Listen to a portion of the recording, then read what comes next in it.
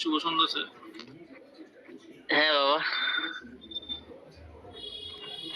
আচ্ছা দেখো, আমাদের টেট সম্পর্কে একটু কয়েকটা কথা বলি, তারপর আমরা শুরুটা করব। টেটে আপার টেট পরীক্ষা মোটামুটি ভাবে মার্চের দিকে নেবেন, এটা মোটামুটি একটা কনফার্ম। মার্চের দিকে পরীক্ষাটা হবে। আর আপার টেট যে 150 নম্বর তোমাদের পরীক্ষার সিলেবাস আছে, এখন এখানে শুধু পাশ করলে হবে না, তার সাথে একটা ভালো রেজাল্টের বিষয়টা থাকবে।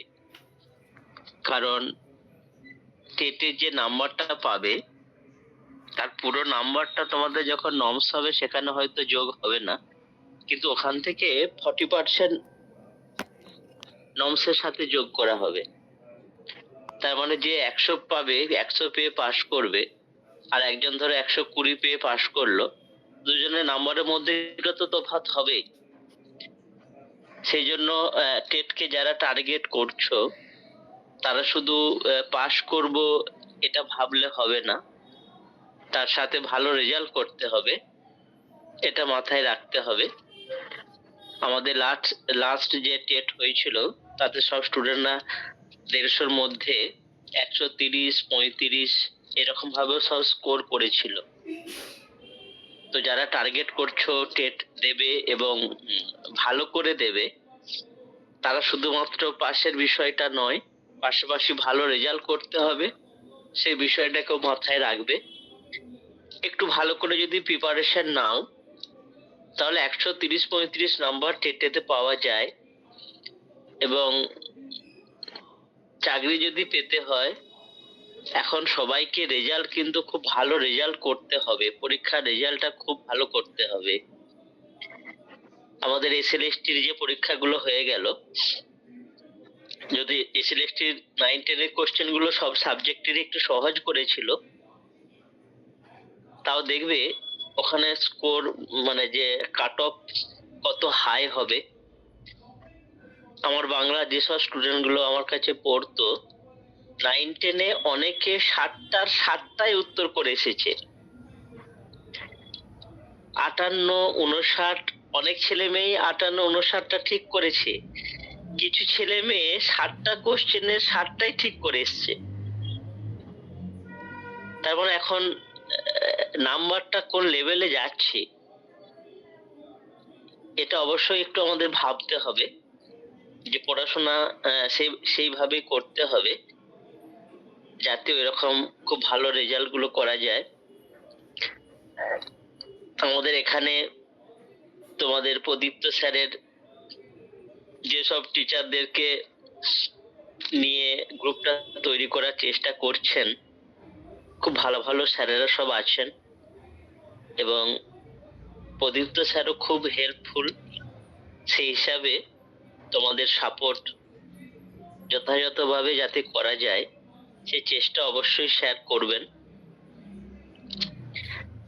তার সাথে তোমরাও একটু চেষ্টা করো বন্ধু বান্ধব নিয়ে তোমাদের যেন গ্রুপটা ঠিকঠাক করে করা যায়। একটু বড় গ্রুপ হলে স্যারের পক্ষেও সুবিধা হবে তোমাদের পুরোপুরি হেল্প করতে, তো সেটা তোমাদেরও একটা চেষ্টা থাকবে। আজকে আমি তোমাদের বাংলার উপরে ক্লাসটা নেব। আমি এবার বাংলার বিষয়টাতে চলে আসি। আমাদের বাংলাতে দেখবে 30 নম্বর থাকে। এই 30 নম্বরের মধ্যে দুটো পার্ট থাকে, একটা বোধ পরীক্ষণের পার্ট আর একটা পেডাগজির পার্ট। বোধ পরীক্ষণ মানে এরকম আনসিন একটা গদ্য আর একটা কবিতা, দুটো প্যাসেজ থাকে। এই দুটো প্যাসেজ থেকে মোট 15টা কোশ্চেন থাকে। এই 15টা কোশ্চেনের মধ্যে কিছু বোধের কোশ্চেন থাকে যেগুলো প্যাসেজ থেকে দেওয়া থাকে। আবার এই বোধের কোশ্চেনের মধ্যে কিছু কোশ্চেন প্যাসেজ থেকে সরাসরি আমরা উত্তর পেয়ে যাব, আর দু একটা কোশ্চেন থাকে যার উত্তরগুলো সরাসরি প্যাসেজে থাকে না, সেইগুলো কিছুদের নিজেদের বুদ্ধি কাজে লাগিয়ে তাদের উত্তরগুলো করতে হয়। তার সাথে কিছু ব্যাকরণের প্রশ্ন থাকে। এবার ব্যাকরণের যে প্রশ্নগুলো থাকে, এই ব্যাকরণের প্রশ্নগুলোর নির্দিষ্ট কোনো সিলেবাস নেই। মানে ব্যাকরণের কোন কোন টপিক থেকে কোশ্চেন আসবে এরকম নির্দিষ্ট কোনো সিলেবাস নেই। অ্যাকচুয়ালি ওই প্যাসেজ থেকে কোশ্চেন হয় তো, তার মানে প্যাসেজে যে কোশ্চেন গুলো করতে সুবিধা হবে বা প্যাসেজে যে ধরনের ব্যাকরণের প্রশ্নগুলো থাকবে সেই সব জায়গাগুলো থেকে প্রশ্নগুলো করে দেওয়া হয়। সেই জন্য ব্যাকরণের নির্দিষ্ট কোনো সিলেবাস নেই। এখানে ব্যাকরণের যে সব টপিক গুলো আছে, অন্তত 15-16টা টপিক আমাদের ব্যাকরণের একটু করে রাখতে হবে। এবং ওই টপিক গুলোকে যদি আমরা মানে ওই সন্ধি, সমাস, কারক, ক্রিয়া, এইসব যেসব টপিক গুলো আছে 15-16টার মতো টপিক আমাদের শিখে রাখতে হবে। তাহলে ব্যাকরণের যে প্রশ্নগুলো আসে তার উত্তরগুলো আমরা খুব সহজেই করতে পারবো। আমাদের 2016 সালে যে পরীক্ষাটা হয়েছিল তাতে বাংলাতে সবাই 28-29টা করে আনসার ঠিক করেছিল। আর একটা যে পার্ট থাকে 15টা পেডাগজি থাকে। পেডাগজির যে সিলেবাসটা দেওয়া আছে, বাংলা আর ইংরেজির সিলেবাসটা একদমই সেম সিলেবাস। পেডাগজিতে যে সিলেবাসগুলো দেওয়া আছে দেখবে ওই টপিকগুলো সম্পর্কে আমাদের ধারণাগুলোকে ক্লিয়ার করতে হবে। ওই টপিকের ধারণাগুলো যদি আমাদের ক্লিয়ার হয়ে যায় তাহলে পেডাগজির উত্তরগুলো সহজে দেওয়া যেতে পারে। তো আমরা বাংলাটা কিভাবে তোমাদের করাবো? না, আমাদের প্রথম কাজ হচ্ছে যে এই বোধ পরীক্ষণের প্যাসেজগুলোকে প্র্যাকটিস করতে হবে। আর তার সাথে ওই ব্যাকরণের যে টপিকগুলো আছে সেগুলো ধরে ধরে শিখতে হবে। অর্থাৎ সন্ধি, সমাস, কারক যেসব টপিকগুলো আছে এগুলোকে তোমাদের ডিটেলস শেখাবো। কারণ ব্যাকরণের এক একটা টপিক না শিখলে বোধ পরীক্ষণের যে ব্যাকরণের প্রশ্নগুলো তার উত্তর দেওয়া যাবে না। তার মানে ব্যাকরণের টপিকগুলো আমাদের শিখতে হবে। আর এইদিকে পেডাগজির যে টপিকগুলো তোমাদের সিলেবাসে দেওয়া আছে দেখবে, remedial teaching, acquisition, diverse classroom, যেসব টপিকগুলো আছে ওখানেও এই টপিকগুলো সম্পর্কে আমাদের ডিটেলস তৈরি হতে হবে। সেগুলো করাবো অবশ্যই। পুরো টপিকগুলোকে ধরে ধরে তোমাদের লিখিয়ে দেব, কিছু প্রশ্ন উত্তর লিখিয়ে দেব। তারপর আমরা এমসিকিউ টাইপের কিছু প্র্যাকটিস করাবো। আর তোমাদের প্রত্যেকটা ক্লাসের আগেই একটা করে টেস্ট রাখা হবে। যেরকম আমাদের একটা আলোচনা হয়েছে, প্রত্যেকটা সাবজেক্টের উপরে একটা করে তোমাদের ক্লাসের আগে টেস্ট থাকবে। আমাদের বাংলার ক্ষেত্রে যেমন ধরো এরকম বোধ পরীক্ষণ কিছু তোমাদের প্র্যাকটিস করাবো। তার সাথে পেডাগজি গুলো একটু শিখিয়ে দেওয়ার পরে পেডাগজি থেকে কিছু এরকম সেট করব, যে সেটগুলো তোমরা তোমাদের মধ্যে করে উত্তরগুলো করবে, তারপর আমরা ক্লাসে মিলিয়ে নেব। এইভাবে বাংলাটার ক্ষেত্রে আমরা সাপোর্ট করব তোমাদের। তো চলো আজকে আমরা একটু শুরুটা করি। তোমাদের বোধ পরীক্ষণের যে প্যাসেজটা দেওয়া ছিল তার উত্তরগুলো তোমরা যারা করেছো একটু বলার চেষ্টা করো। দেখো প্রথম যে কোশ্চেনটা ছিল, আচ্ছা একজন একটু উত্তরগুলো লিখে নাও, তোমাদের গ্রুপে দিয়ে দেবে, তাহলে যারা ক্লাস করতে পারছে না ওরা উত্তরগুলো পেয়ে যাবে। দেবলি না? হ্যাঁ স্যার। হ্যাঁ বাবা, উত্তরগুলো একটু ফেয়ার করে লিখে নাও। আর ওপরে ওটাকে হেডিং করে নেবে বোধ পরীক্ষণ 1 বলে, তাহলে বুঝতে পারা যাবে যে ওটার এগুলো আনসার বলে। বোধ পরীক্ষণ 1 তার আনসার বলে উপরে হেডিং করে দেবে, দিয়ে আর আনসার গুলো শুধু ওই 1-এর এ 2-এর বি যেগুলো হবে ওইভাবে লিখে একটা গ্রুপে দিয়ে দেবে। তাহলে যারা হয়তো ক্লাস করতে পারছে না তারা উত্তরগুলো ওখান থেকে পেয়ে যাবে। প্রথম কোশ্চেনটা দেখো, কোজাগরী পূর্ণিমা কোন মাসে পালন করা হয়? একের উত্তরটা একটু বলার চেষ্টা করো, কোনটা হবে? স্যার আশ্বিন হবে, আশ্বিন। হ্যাঁ, আশ্বিন মাসে। একের বি সেকেন্ড, একের বিটা আনসার করো। দুইয়েরটা দেখো, মুচুকুন্দ ও মাতঙ্গীর বাড়িতে কটা প্রদীপ জ্বলছিল? 5টা প্রদীপ। 5টা। হ্যাঁ, দুইয়ের সি হবে। তিনেরটা দেখো, লক্ষ্মীর বাহন হলো? লক্ষ্মী পেঁচা।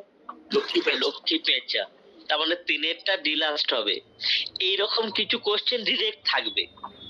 তোমাদের তোমরা 16 সালের কোশ্চেনটা দেখেছো কিনা জানি না, যাই হোক আমি তোমাদের স্যারকে পাঠিয়ে দেবো গ্রুপে দেওয়ার জন্য। ওই কোশ্চেনটা তোমরা নিজেরা একটু নিজেদের মতো করে উত্তরগুলো করে রাখবে, পরে ক্লাসে আমরা উত্তরগুলো মিলিয়ে নেব। 2016 সালের বাংলা টেটের কোশ্চেনটা তোমাদের দিয়ে দেব, তোমরা তোমাদের সময় মতো উত্তরগুলো একটু করে রাখবে, তাহলে কি হবে কেমন কোশ্চেন এসেছিল একটা ধারণা পেয়ে যাবে। আর আপার টেটের কোশ্চেন না ওই রকম টাইপেরই হবে, কারণ আপার টেট যেটা করে ওদের যেটা কোশ্চেনের ফরম্যাট সেটাকে ফলো করে। প্রাইমারি টেট যেমন ফলো করে না, প্রাইমারি টেটে কোশ্চেন গুলো উল্টো পাল্টা করা হয়। ওখানে 15টা পেডাগজি দেওয়ার কথা, ওরা 15টা পেডাগজি দেয় না, উল্টো পাল্টা করে কোশ্চেন করে। কিন্তু আপার টেটটা ওইটা নয়, আপার টেটের কোশ্চেনের মধ্যে একটা সিকোয়েন্স থাকে। তো আমি 16 সালে কোশ্চেনটা তোমাদের পাঠিয়ে দেবো, তোমরা উত্তরটা একটু করে রাখবে, তাহলে একটা আইডিয়া পেয়ে যাবে যে প্রশ্নগুলো কেমন টাইপের হয়। আপার টেটে ওই টাইপেরই প্রশ্ন হবে। তারপর 4-এরটা দেখো, শিশু শিক্ষা রচয়িতা মদনমোহন তর্কালঙ্কারের আসল নাম কি? এরকম কিছু প্রশ্ন থাকে যেগুলো একটু নিজেদেরকে বোধের উত্তর করতে হয়। হ্যাঁ, এর উত্তরগুলো কিন্তু প্যাসেজে সরাসরি থাকে না, এরকম দু একটা প্রশ্ন করা হয়। কেন করা হয় না, ধরো এইরকম প্যাসেজ গুলো যখন স্টুডেন্টদেরকে পড়াতে হবে তখন তো এরকম কিছু কোশ্চেন থাকবে যার উত্তরগুলো তো আমাদের স্টুডেন্টদেরকে বোঝাতে হবে, সেই কারণে বোধের এরকম কিছু কোশ্চেন করা হয়। 4-এরটা এ করো, মদনমোহন চট্টোপাধ্যায়। 5-এরটা দেখো, যে পেঁচা বিকট শব্দ করে। কুটুরে পেঁচা না, মানে ওই শব্দটার মানে এটা। আচ্ছা আচ্ছা, যে পেঁচা যে নামগুলো আছে না, ওই নামগুলোর মধ্যে যে হ্যাঁ হুতুম পেঁচা, মানে হুতুম মানেই বিকট চিৎকার, সেই জন্য দেখবে হ্যাঁ হুতুম পেঁচার নকশা আছে। এই হুতুম শব্দটার মানেই বিকট চিৎকার আর কি। 5-এরটা ডি লাস্ট করো। 6-এরটা দেখো, কোজাগরি শব্দের অর্থ। কে জেগে আছে। হ্যাঁ, কে জেগে আছো, এর থেকে নামটা হয়েছে কোজাগরি, মানে ওটা আমাদের যে হ্যাঁ মানে কে জেগে আছো। অ্যাকচুয়ালি ওই দিনে যারা জেগে থাকে তাদেরকে নাকি মা লক্ষ্মী অনেক ধন সম্পদ দান করে, সেই জন্য কোজাগরি পূর্ণিমাতে সবাই জেগে থেকে লক্ষ্মীর পুজো করে। মানে এইটাও যদি ঠিকঠাক করে করতে পারো তাহলে তো পড়াশোনা করে চাকরি বাকরি দরকার নেই, মানে ওখান থেকেই যা পাওয়া যাবে তাতে করে চলে যাবে। 5-এর সিটা করো, কে জেগে আছো। 6-এর এটা 6-এর সি। 7-এরটা দেখো, রেকাবি শব্দটি। এই কোশ্চেন গুলো শব্দ ভান্ডার বলে আমাদের একটা টপিক আছে ব্যাকরণে, সেই শব্দ ভান্ডার টপিক থেকেই কোশ্চেন গুলো করা হয়। শব্দ ভান্ডারটা আরবি শব্দ, আরবি শব্দ। 7-এর 20 সেকেন্ড করো। 8-এরটা দেখো, পেঁচা ধ্বনি পরিবর্তনের যে নিয়মে এসেছে, এই বিষয়টা একটু বলি একটু ছোট্ট করে। দেখো এগুলো যখন ধ্বনি পরিবর্তন করাবো তখন পুরো টপিক গুলো করাবো, আজকে আমি অত ডিটেলসে যাচ্ছি না, কারণ এই একটা দুটো দিয়ে পুরো টপিকটা বোঝানো যাবে না। যখন ধ্বনি পরিবর্তনের টপিকটা করাবো তখন পুরোটা করিয়ে দেবো। আজকে জাস্ট ছোট্ট করে নাসিকে শতনাসিক কি দুটো পার্থক্যটা একটু বলে দিই। সবার কাছে খাতা কলম আছে তো, একটু লেখো। প্রথমে একটা উদাহরণ লেখো, চন্দ্র গ্রেটার দেন চাঁদ। চন্দ্র গ্রেটার দেন চাঁদ, এটা নাসিক্যি ভবন, এটা হচ্ছে নাসিক্যি ভবন। এর কোশ্চেন গুলো থাকবে যে চাঁদ এটা কোন ধ্বনি পরিবর্তন, তাহলে চাঁদ শব্দটা এসেছে চন্দ্র থেকে। তার নিচে লেখো,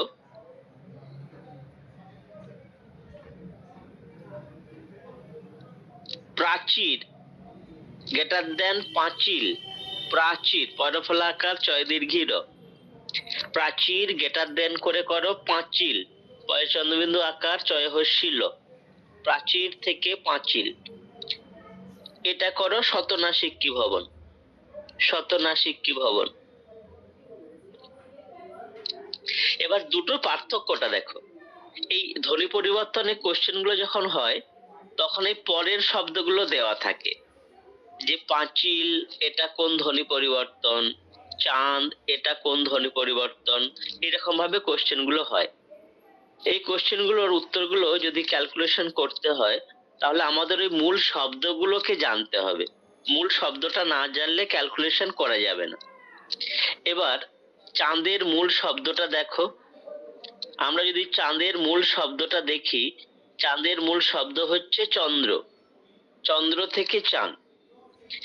এবার এই যে চাঁদের যে মূল শব্দ চন্দ্র, ওখানে দেখো একটা দন্তন্য ছিল, সেই দন্তন্যটা লোপ পেয়ে গেছে বলে চাঁদের চন্দ্রবিন্দুটা চলে এসেছে, সেই জন্য এটা নাসিক্কি ভবন। তার মানে হচ্ছে নাসিক্কি ভবন যখন হবে তার যেটা মূল শব্দ, সেই মূল শব্দে এগুলো একটু লিখে নাও। উয়া, ইয়, দন্তন্য, মূর্ধন্য, ম, অনুস্বার। উয়া, ইয়, দন্তন্য, মূর্ধন্য, ম, অনুস্বার, এগুলোকে নাসিক্য ব্যঞ্জন বলে। এই নাসিক্য ব্যঞ্জনগুলোর মধ্যে কোনো একটা মূল শব্দে থাকবে, আর সেটা লোপ পেয়ে যাওয়ার জন্য যদি এই চন্দ্রবিন্দুটা আসে তখন সেটা হবে নাসিক্কি ভবন।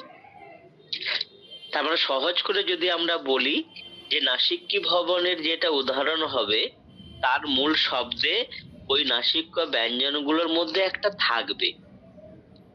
আমরা যদি বলি বাঁশি, বাঁশিটা নাসিক্কি ভবন। এটা বাঁশির মূল শব্দটা দেখো, বাঁশির বংশী। মূল শব্দটা বংশী, দেখো ওখানে একটা অনুস্বার ছিল, তাহলে বাঁশির মূল শব্দ বংশী, ওখানে দেখো অনুস্বার আছে, সেই জন্য এটা নাসিক্কি ভবন। শতনাসিক্কি ভবন যখন হবে তাদের যেটা মূল শব্দ, সেই মূল শব্দে ওই উয়াইয় নন ম এগুলো একটাও থাকবে না, তা সত্ত্বেও চন্দ্রবিন্দু চলে আসে, সেই জন্য নামটা হয়েছে শতনাসিক্কি ভবন। দেখো ওখানে শব্দটা ছিল প্রাচীর, প্রাচীর শব্দটার মধ্যে উয়াইয় নন ম ওইগুলো কিছু নেই, তা সত্ত্বেও পাঁচিলে চন্দ্রবিন্দু চলে এসেছে, এটা তখন হচ্ছে শতনাসিক্কি ভবন। তাহলে নাসিক্কি ভবন হলে মূল শব্দে উয়াইয় নন ম ওইগুলোর মধ্যে একটা থাকবে, শতনাসিক্কি ভবন হলে ওইগুলো থাকবে না। এবার আজকে কোশ্চেনে যেটা দেওয়া ছিল দেখো, পেঁচা, এর মূল শতনাসিক্কি শব্দ ভবন। হচ্ছে পেচক। পেচক। হুম। হ্যাঁ, তাহলে পেঁচার মূল শব্দটা পেচক, তার মানে উত্তরটা হচ্ছে শতনাসিক্কি ভবন। এইগুলো ব্যাকরণের টপিক গুলোকে একটু শিখিয়ে দিলে এর উত্তরগুলো খুব সহজে করতে পারবে। মানে ব্যাকরণগুলো অনেকে হয়তো অনেকদিন তো চর্চা নেই, ভুলে টুলে গেছো, একটু এগুলো শিখে নিলে উত্তরগুলো অনেকটা অতটা আর তখন জটিল লাগবে না। তারপর নয়েরটা দেখো, গৃহাগত সমাস। গৃহাগত যদি ব্যাসবাক্য করা হয়, এর ব্যাসবাক্য হবে গৃহে আগত। গৃহে আগত এ আছে, এই এ বিভক্তি দিয়ে ব্যাসবাক্য করলে সেটা অধিকরণ তৎপুরুষ হয়। এগুলো যখন সমাস করাবো তখন ডিটেলস করিয়ে দেব। উত্তরটা করে নাও, নয়ের এ অধিকরণ তৎপুরুষ। দশেরটা দেখো, সন্দেহ সন্ধি বিচ্ছেদ। সেকেন্ডেরটা হবে। হ্যাঁ, সম যুক্ত দিহ, সমযুক্ত দিহ সন্দেহ, 10-এর 20 সেকেন্ড করো। 11 দেখো, প্রসাদ পদ পরিবর্তন। সি হবে। হ্যাঁ, সি, প্রসাদ থেকে প্রসাদী। এই পদ পরিবর্তন মানে হচ্ছে বিশেষ্য থাকলে বিশেষণ করতে হয়, আর যদি বিশেষণ থাকে তাহলে বিশেষ্য করতে হবে, অর্থাৎ নাউন থেকে অ্যাডজেক্টিভ হবে, অ্যাডজেক্টিভ থেকে নাউন করতে হবে। 11টা সি করো। 12টা দেখো, পেঁচার চিৎকারকে এক কথায় বলা হয় ভূক্ষণ। ভূৎকার। এই শব্দটা প্যাসেজের মধ্যেই দেওয়া ছিল, তাই তো? পেঁচার ডাক, ভূৎকার। বুকন হচ্ছে বারো কুকুরের ডাক।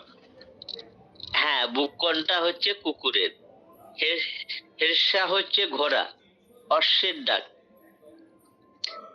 আর মধুকর মানে যে মধু করে, মৌমাছিকে বোঝানো হয়। 12টা ডিলাস্ট করো, ঘুৎকার। 13টা দেখো, পূর্ণিমার চাঁদ আকাশের মাথার উপর উঠল, ক্রিয়ার কাল। ক্রিয়ার কাল মানে টেন্স।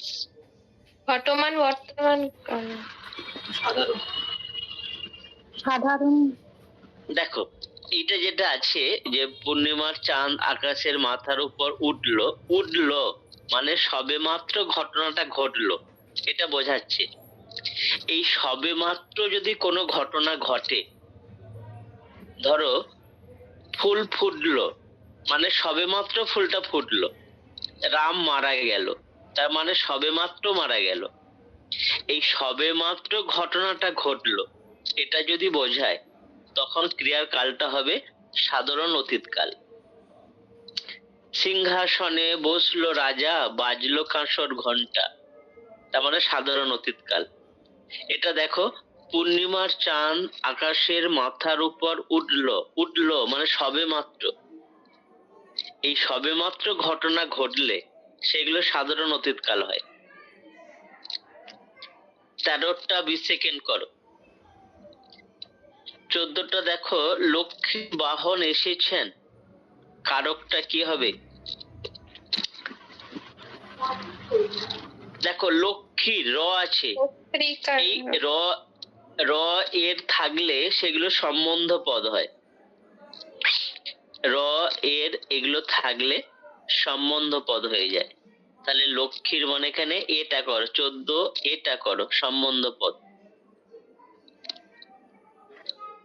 15টা দেখো, ঝোড়ো হাওয়া বইছে, ঝোড়ো যে শ্রেণীর বিশেষের বিশেষণ। বিশেষণ এ বিশেষ না, একবারে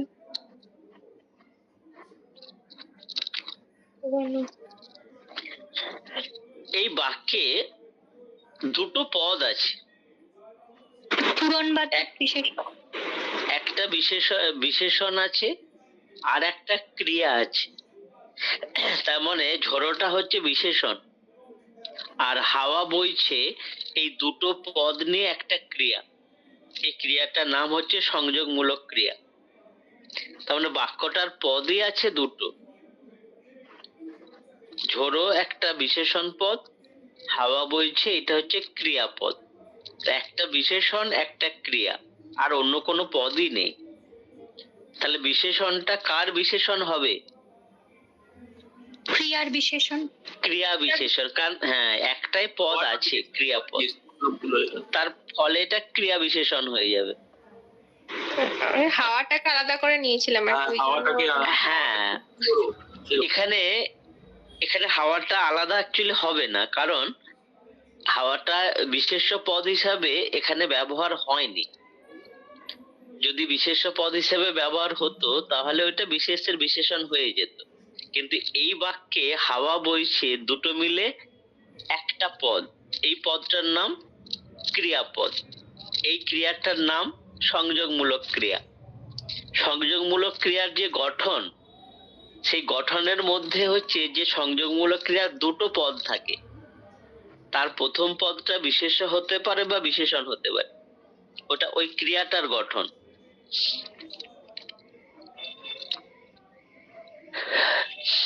আচ্ছা, পরে অনেকে জয়েন করেছো, আমি প্রথম থেকে একবার উত্তরগুলো বলছি, মিলিয়ে নাও।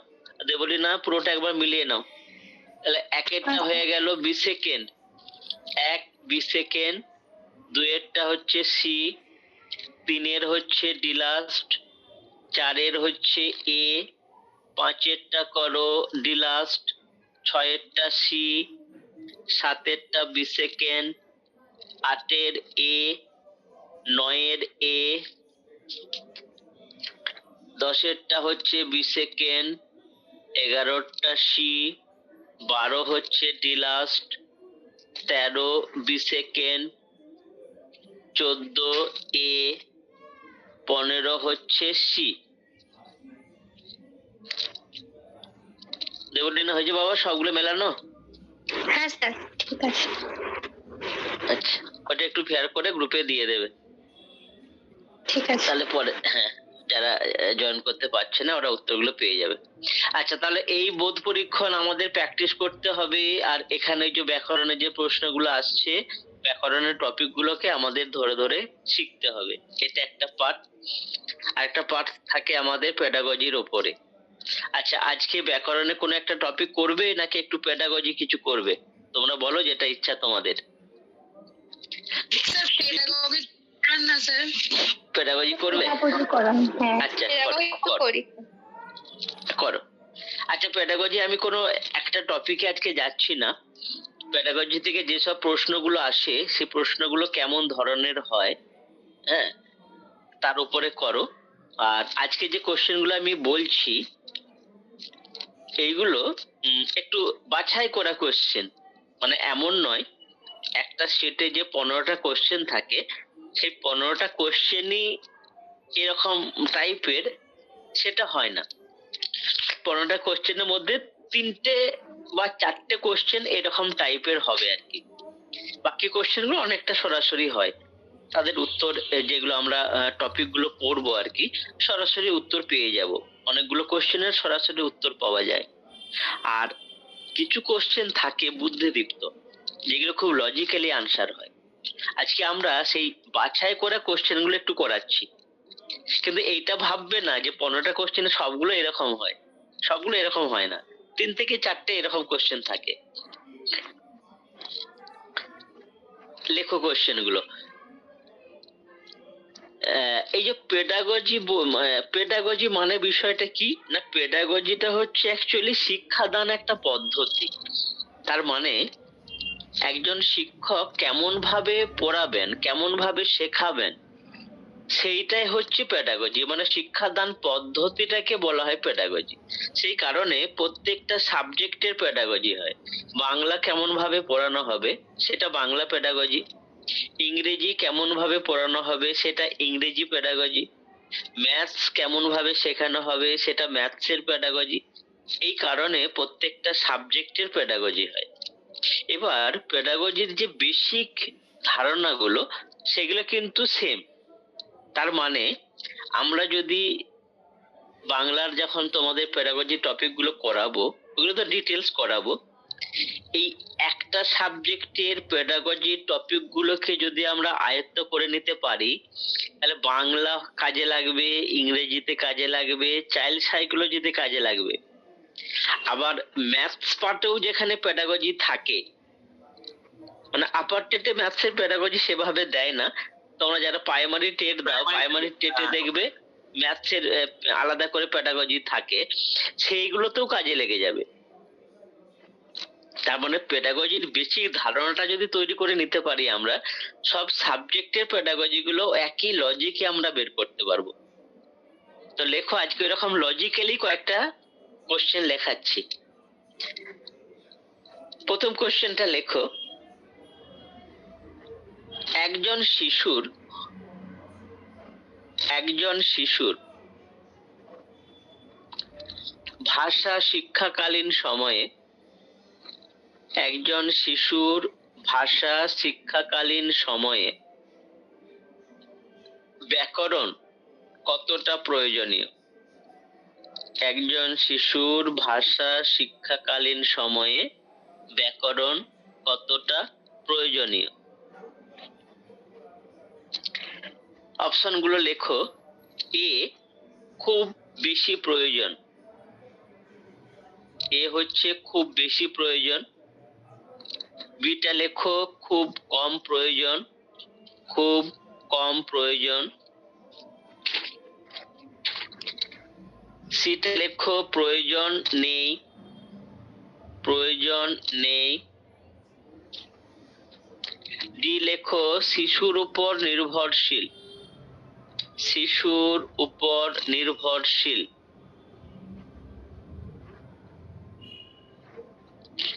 চারটের মধ্যে বলো কোনটা উত্তর হতে পারে, একদম উত্তর বলতে বলতে চলো।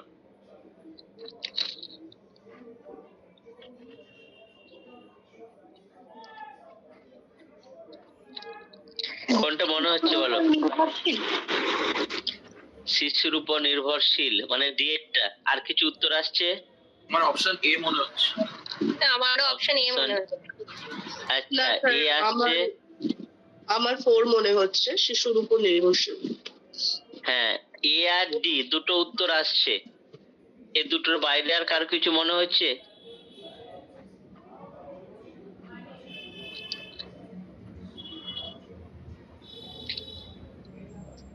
আচ্ছা দেখো, পেডাগজি মানে আমাদের সেই দাদাগিরির গুগলি বলে একটা শব্দ প্রচলন হয়েছে না, সৌরভের দাদাগিরির গুগলি।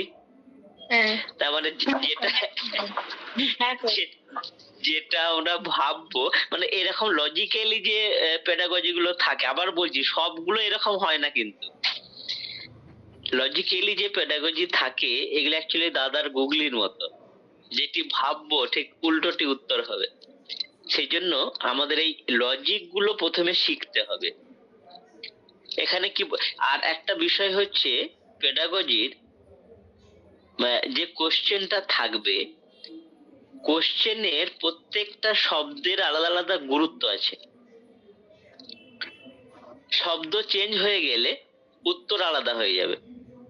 ধরো একটা কোশ্চেন বলছে যে একটি ক্লাসে সব ছেলে মেয়ে ফেল করেছে, তার জন্য কে দায়ী? এর উত্তরটা একরকম হবে। এবার যদি বলা হয় একটি ক্লাসের অর্ধেক ছেলে মেয়ে ফেল করেছে, তার জন্য কে দায়ী? তার উত্তরটা আলাদা হয়ে যাবে। এবার যদি বলা হয় একটি ক্লাসে একজন ছেলে ফেল করেছে বাকিরা পাস করেছে, তার জন্য কে দায়ী? এর উত্তরটা আলাদা হয়ে যাবে। পেডাগজির সবসময় এই কোশ্চেনের ভাষাটা খুব গুরুত্বপূর্ণ। কোশ্চেনের ভাষাটা একটু চেঞ্জ হলে উত্তর চেঞ্জ হয়ে যাবে। তাহলে আমরা কোশ্চেনের ভাষাটাকে ভালোভাবে খেয়াল করব, আর তার সাথে যে অপশনস গুলো দেওয়া আছে সেই দুটোর সাথে আমাদের ম্যাচ করতে হবে। মানে আমরা কি জানি এখানে সেটা বড় কথা নয়, এখানে যেটা কোশ্চেনের ভাষা আছে আর তার সাথে যে অপশন দেওয়া আছে দুটোর মধ্যে আমাদের ম্যাচ করতে হবে, তবে আমাদের সঠিকভাবে উত্তরগুলো পাবো। এখানে কোশ্চেনটা দেওয়া আছে, দেখো, একজন শিশুর ভাষা শিক্ষাকালীন সময়ে ব্যাকরণ কতটা প্রয়োজনীয়? আমাদের ভাষার দুটো রূপ আছে, একটা হচ্ছে কথ্য রূপ আর একটা লেখ্য রূপ। যেটা কথ্য রূপ সেটাকে আমরা মাতৃভাষা বলি। এই মাতৃভাষা অর্জনটাকে বলা হয় অ্যাকুইজিশন। এই মাতৃভাষা শেখা এটাকে বলা হয় অ্যাকুইজিশন মানে অর্জন। এই মাতৃভাষাটা শেখার জন্য আমাদের ব্যাকরণের প্রয়োজন হয় না। এবার ভাষার যেটা লেখ্য রূপ, সেই লেখ্য রূপটা শেখার জন্য আমাদের ব্যাকরণের প্রয়োজন হয়। কথ্য রূপটা আমরা পরিবেশ থেকে শিখে নিই, লেখ্য রূপটা শেখা শুরু হয় বিদ্যালয়ে। ওই লেখ্য রূপ শেখাটাকে বলা হয় শিখন মানে লার্নিং। তাহলে আমরা মাতৃভাষার মাধ্যমে যেটা শিখছি, মাতৃভাষা হিসাবে যেটা শিখছি, সেটাকে বলা হচ্ছে অ্যাকুইজিশন। এটার জন্য ব্যাকরণের প্রয়োজন হয় না, এটা আমরা পরিবেশ থেকে শিখে নিই। লেখ্য রূপটা শেখার জন্য আমাদের ব্যাকরণের প্রয়োজন হয়, সেটা শেখা হয় বিদ্যালয়ে। আর ওই শেখার পদ্ধতিটাকে বলা হচ্ছে শিখন লার্নিং। তাহলে একের উত্তর কোনটা আসছে বলো?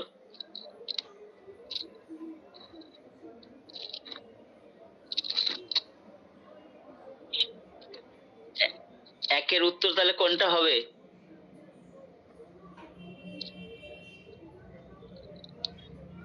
বলো।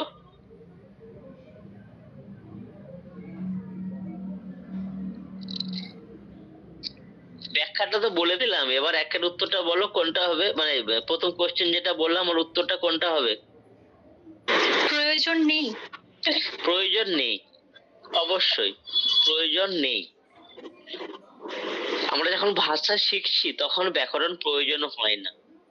যাদের ধরো বাবা মা পড়াশোনা জানে না, তাদের ছেলে মেয়ে কি কথা বলতে পারে না? পারে তো। যেটা পারে না সেটা যে লেখ্য রূপটা শিখতে পারে না, ব্যাকরণ সম্মত যে ভাষা সেটা শিখতে পারে না। ব্যাকরণ সম্মত ভাষা এটার মানে কি না, দেখবে আমরা যখন ভাষা ব্যবহার করি, সে ভাষার মধ্যে এমন কিছু বাক্য বলি যে বাক্যগুলো আমাদের বলা উচিত নয়, তা সত্ত্বেও আমরা বলি। এবং সেটা যে যারা অল্প শিক্ষিত অশিক্ষিত তারা বলেন এমনটা নয়, অনেক শিক্ষিত মানুষও বলেন, কিন্তু তারা সেটা মানে ব্যাকরণের জায়গাটা বুঝতে পারেন না বলে বলেন। সেই ভাষাগুলো কেমন দেখবে, আমাদের বাড়ির বড়রাও অনেক সময় বলেন আমার বাবারা 5 ভাই ছিলেন, আমার বাবারা 3 ভাই। বলি না, বড়দের কাছ থেকে শুনেছো এরকম ভাষাগুলো? আমার বাবারা 3 ভাই, আমার বাবারা 2 ভাই। দেখো, বাবারা কখনো হয়? খুব ভালো করে ভেবে দেখবে, বাবারা কখনো হয়? তাহলে আমাদের বলা উচিতটা কি, যে আমার বাবা কাকুরা 3 ভাই, বাবা জেঠুরা 2 ভাই, মানে এইরকম ভাবে ওইটা অ্যাকচুয়ালি বলতে হয় আর কি। বা বাবা জেঠু কাকু মিলে 3 ভাই।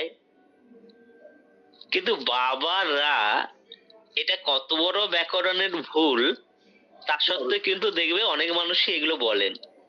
একজনই হয় না। আমাদের বাড়িতে দেখবে এই এই বাক্যগুলো মায়েরা বেশি ব্যবহার করেন। এই খাঁটি গরুর দুধ দেবে, এই যে খাঁটি গরুর দুধ দেবে, এটা বলতে গিয়ে অ্যাকচুয়ালি মা যেটা বোঝাতে চান সেটা হচ্ছে যে যাতে জল টল বেশি মেশানো না হয়, এইটা বোঝাতে চান। কিন্তু খুব বাক্যটাকে ভালোভাবে খেয়াল করো, গরুটা কখনো খাঁটি হয়? গরুটা তো গরুই থাকে। গরুর খাঁটি দুধ। গরুর খাঁটি হ্যাঁ, দুধ। খাঁটি তো দুধটা হবে, কিন্তু দেখবে যখন বলা হয় এ খাঁটি গরুর দুধ দেবে, সে তো মানেটা অন্য বোঝাতে চান, কিন্তু বাক্যটা ভালো করে খেয়াল করো। এই বাক্যগুলো তো আমাদের ব্যবহার করা হয়, কিন্তু যদি একটু এরকম প্রচুর বাক্য পাবো, তুমি যদি ব্যাকরণের জায়গায় চলে আসো না, স্পষ্ট বুঝতে পারবে যে আমরা কত ভুল রকম ভাবে বাক্যগুলো বলি। কারণ এইটা হচ্ছে যে লেখ্য ভাষার জায়গাটা, ব্যাকরণ শিখলে তখন আমরা এই ভুলগুলো বুঝতে পারবো। কিন্তু সাধারণভাবে যদি আমরা পরিবেশ থেকে যে ভাষাটা শিখি, মাতৃভাষা, সেখানে কিন্তু এই ভুলগুলো বোঝা সম্ভব না। তারপরে চলে এসো, পরে কোশ্চেনটা লেখো। শিক্ষণে অক্ষম শিক্ষার্থীদের, শিক্ষণে অক্ষম, শিক্ষণ মানে লার্নিং, তালবস্য হস্যি খ দন্ত ন। শিক্ষণে অক্ষম শিক্ষার্থীদের চিহ্নিত করা হয় কিভাবে? শিক্ষণে অক্ষম শিক্ষার্থীদের চিহ্নিত করা হয় কিভাবে?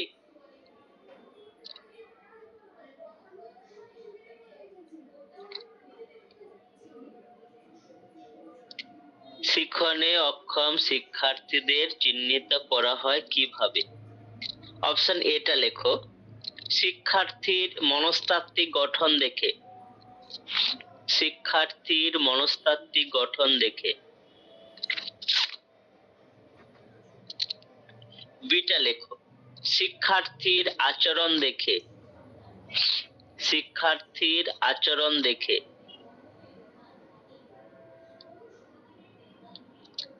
সেটা লেখো, শিক্ষার্থীর পরীক্ষার ফল দেখে, শিক্ষার্থীর পরীক্ষার ফল দেখে।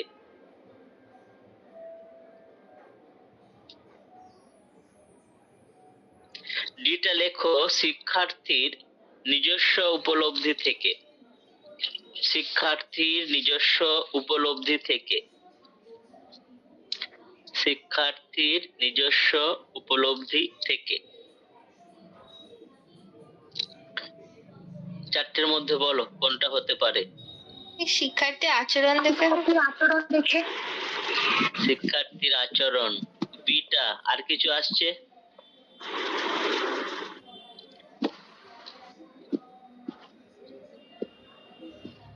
আমরা তো মানে আগে তো যখন অনুশীলন করাই আগে তো ওকে জিজ্ঞেস করে বা এইভাবে দেখি যে কতটা নিতে পারছে, তারপরে পরীক্ষা আসে। তো সেই জন্য আমার মনে হয় আচরণ। আমার মনে হয় চারেরটা হবে। বি আর ডি আসছে, বি ডি এই দুটো বাদ দিয়ে আর কিছু আসছে?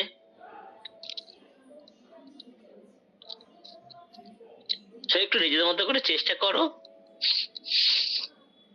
বিনিতা, বিনিতাকে আমার চেনা চেনা মনে হচ্ছে, তাই তো? বিনিতা আর সৌরি। হ্যাঁ হ্যাঁ স্যার, চেনা চেনা পড়েছি আপনার কাছে। সৌরি, হ্যাঁ হ্যাঁ বাকিদেরকে কিন্তু চিনি না, এই এদের দুজনকে চিনতে পারছি। আচ্ছা দেখো, একটু লজিকটা ভাবার চেষ্টা করো। বিনিতার তোমার বিএড করা সাবজেক্ট কি ছিল বিনিতার? আমার ফিজিক্স। ওরে বাবা, এসএলএসটি কেমন হয়েছে? এসএলএসটি এটা ভালো হয়েছে, 9-10টা, 11-12টা মোটামুটি হয়েছে। পেপারটা একটু হার্ড ছিল। 9-10 কতগুলো ঠিক হয়েছে? 9-10 ওই কত হলো, আমার ওই 40 মতন হচ্ছে। আচ্ছা আচ্ছা। শরীর সাবজেক্ট কি ছিল?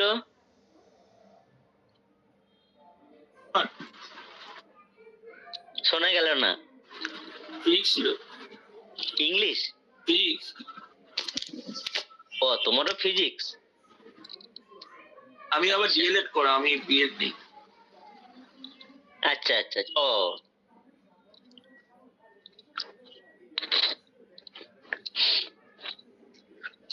ঠিক আছে। এই যাই, একটু একটু ভালো করে আপার টেটটাকে টার্গেট করো। যাদের দেখো 9-10 হয়ে যাবে তারা তো বেঁচে গেলে, যাদের 9-10-এ সেভাবে চান্স নেই আর কি, তারা একদম ভীষণ ভীষণ করে আমাদের আপার টেটটাকে টার্গেট করো। স্যার বলো। স্যার বলছি জিওগ্রাফিতে মানে 9-10 কাট অফ কেমন যেতে পারেন একটু বলতে স্যার। তোমার কত হয়েছে বলো? স্যার আমার 48-49 হচ্ছে, ওই 50-র কাছে। জেনারেল? না স্যার, শিডিউল কাস্ট।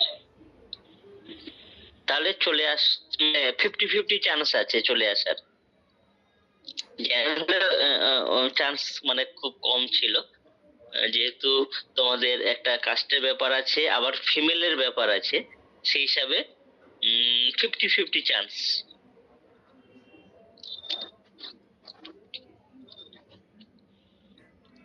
সায়েন্সে কেমন যাবে? সায়েন্সে কেমন যাবে এভাবে বোঝা যায়? মানে প্রত্যেকটা সাবজেক্টের আলাদা আলাদা পার্ট হবে। সাবজেক্ট তোমার, তারপরে general, SC ST, caste wise তাদের কাট অফ আলাদা হবে। আবার জেনারেল ছেলেদের থেকে মানে মেয়েদের আবার একটু আলাদা কাট অফটা আর একটু নামবে, কারণ মেয়েদের নিজেদের তো একটা কোটা থাকে। যেহেতু মেয়েদের একটা কোটা থাকে, জেনারেল হলেও মেয়েদের তো একটা আলাদা কোটা থাকে, সেইখানে মেয়েদেরটা একটু নামবে, ছেলেরা হলে ততটা নামবে না। মানে অনেকগুলো পার্ট থাকে আর কি, সব সাবজেক্টে একরকম হবে না। কথা হতে পারে জিওগ্রাফিতে জেনারেলদের কাট অফ। তোমার কতগুলো হয়েছে বলো? 52।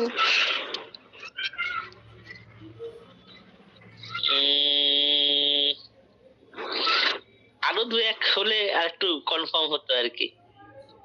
হ্যাঁ স্যার। এটা একদম পুরো মার্জিনে চলে আসছে। এবারে একটা একটু সুবিধা আছে, যে এটা যে টিচার গুলো ম্যাক্সিমাম কিন্তু 11-12-এ পেয়ে যাবে। এবার টিচার গুলো যদি 11-12-এ চলে যায়, তাহলে 9-10-এ ফ্রেশার গুলো বেশি নেবে। যদি এটা হয় তাহলে 9-10-এ কিন্তু অনেকটা নাম, মানে অনেক টিচার, ওই যে টিচারদের যেহেতু 10 নম্বরটা যোগ করবে, তার ফলে ওদের যে মার্কসটা আসবে 11-12-এ, ওরা ম্যাক্সিমাম 11-12-এ পেয়ে যাওয়ার কথা। 10টা যোগ করে দিই। এবার ওদেরকে যদি 11-12-এ ম্যাক্সিমাম টিচার গুলো কভার করে নেয়, তাহলে 9-10 ফ্রেশার গুলো বেশি পাবে। এটা যদি হয় তাহলে সব সাবজেক্টের ক্ষেত্রেই কিন্তু নাম্বারটা অনেকটা নামবে।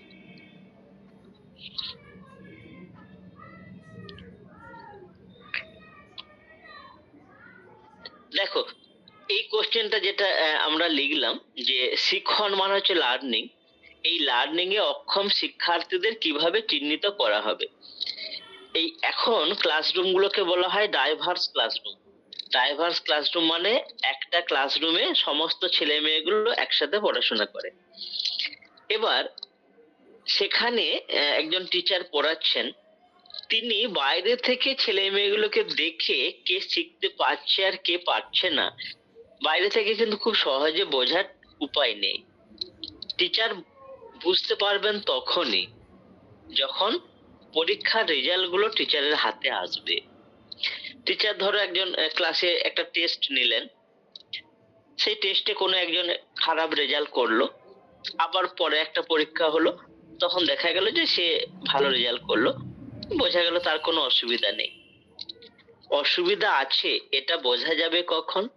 না, যখন ধরো বারবার পরীক্ষা নেওয়া হচ্ছে, কোনো একটি বা দুটি ছেলে সে বারবারই রেজাল্ট খারাপ করছে, তখন বুঝতে হবে তার কোনো রকম কিছু অসুবিধা আছে। তার মানে ওদেরকে বোঝার একমাত্র উপায় হচ্ছে পরীক্ষার ফল দেখে। সে একটা উত্তর করো। ইভ্যালুয়েশনটা তো অনেক পরে, আগে তো আমি প্রথমে তো আর ইভ্যালুয়েশন চট করে করবো না। না, ওই যে টেস্ট গুলো হয় তো, ক্লাসে টেস্ট হয়, তারপরে তুমি ধরো কিছু প্র্যাকটিস করাচ্ছ ছোট ছোট। তখন দেখা যাচ্ছে। হ্যাঁ, ছোট ছোট ধরো অনেক সময় ক্লাসেও তো ছোট ছোট ক্লাস টেস্ট হয়। মানে কোন রকম ভাবে তাকে ইভ্যালুয়েশনের জায়গায় আসতে হবে।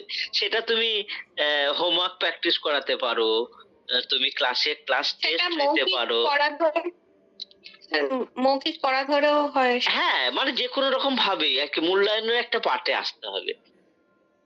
এবারে এই যে অসুবিধাগুলো, এদের না ওই যাদের রিমিডিয়াল টিচিং দেওয়া হয় সেই সব ছেলে মেয়েগুলো এই পার্টে পড়ে যায়।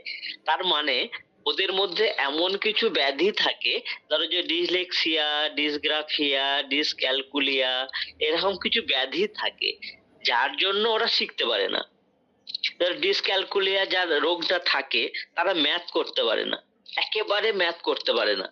এর ম্যাথের কোনো টিচার ওদেরকে যেমন ভাবেই শেখান না কেন, ওদের যদি এই ডিসক্যালকুলিয়া থাকে ও ওই সাধারণ পদ্ধতিতে কোনো রকম ভাবে ম্যাথ করতে পারবে না। তাহলে সে যে ম্যাথ করতে পারছে না সেটা বোঝার একমাত্র উপায় হচ্ছে এই পরীক্ষার ফলগুলো। সেটা ক্লাস টেস্ট হতে পারে, ছোট ছোট যেসব টেস্ট গুলো নেওয়া হয় বা তাকে প্র্যাকটিস করাচ্ছে ধরো, তার মাধ্যমেও কিছুটা বোঝা যায়। পরেরটা লেখো। শিক্ষামূলক প্রদীপন হিসাবে, শিক্ষামূলক প্রদীপন মানে টিচিং এইডস, শিক্ষামূলক প্রদীপন হিসাবে মডেলের ব্যবহার কাদের জন্য একান্ত গুরুত্বপূর্ণ? শিক্ষামূলক প্রদীপন হিসাবে, এই প্রদীপন হচ্ছে টিচিং এইডস, শিক্ষামূলক প্রদীপন হিসাবে মডেলের ব্যবহার কাদের জন্য একান্ত গুরুত্বপূর্ণ? অপশন এটা করো, মেধাবী শিক্ষার্থীদের জন্য, মেধাবী শিক্ষার্থীদের জন্য। বিটা লেখো, বিশেষ চাহিদা সম্পন্ন শিক্ষার্থীদের জন্য, বিশেষ চাহিদা সম্পন্ন শিক্ষার্থীদের জন্য। সিটা লেখো, শিখনে অক্ষম শিক্ষার্থীদের জন্য, শিখনে অক্ষম শিক্ষার্থীদের জন্য। ডিটা লেখো, দৃষ্টিহীন শিক্ষার্থীদের জন্য, দৃষ্টিহীন শিক্ষার্থীদের জন্য, দৃষ্টিহীন শিক্ষার্থীদের জন্য। বলো চারটের মধ্যে কোনটা হতে পারে? শিক্ষণে অক্ষম। আর কিছু আসছে?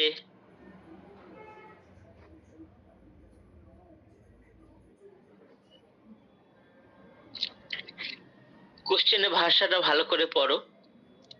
শিক্ষামূলক প্রদীপন হিসাবে মডেলের ব্যবহার কাদের জন্য একান্ত গুরুত্বপূর্ণ?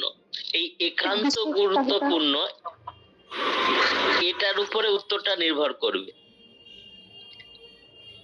মডেলটা সবাই ব্যবহার করতে পারে, কিন্তু যখন কোশ্চেনে বলা আছে একান্ত গুরুত্বপূর্ণ কাদের জন্য, বিশেষ চাহিদা না না,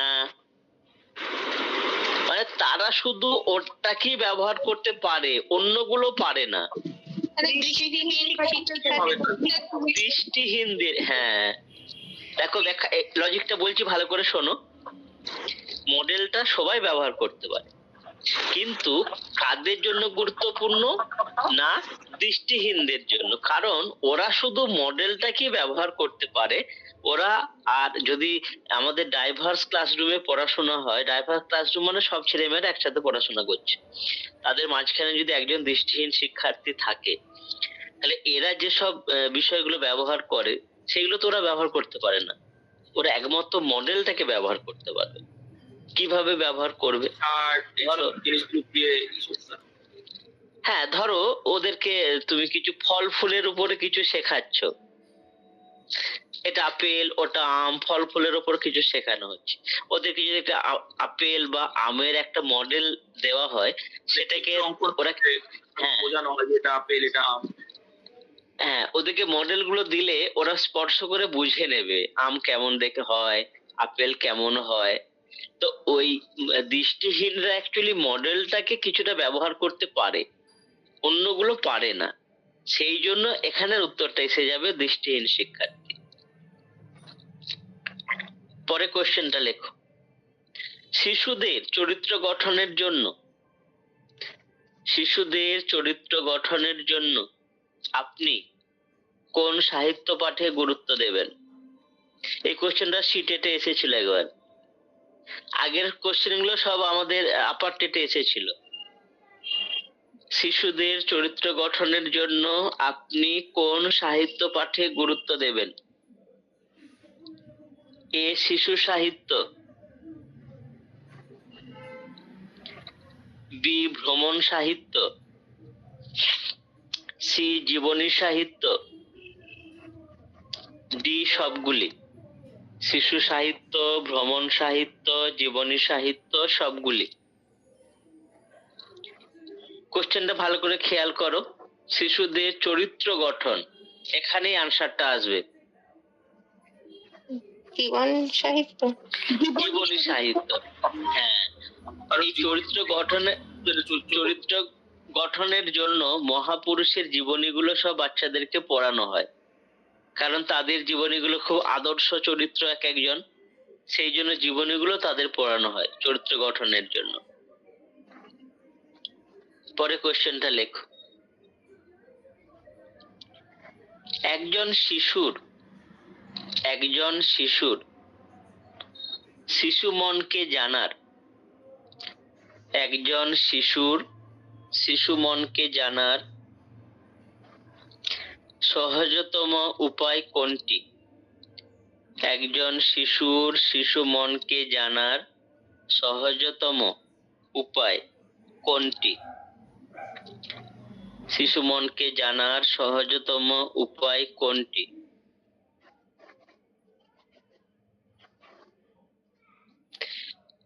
এ শিশু মনস্তত্ত্ব অধ্যয়ন করা,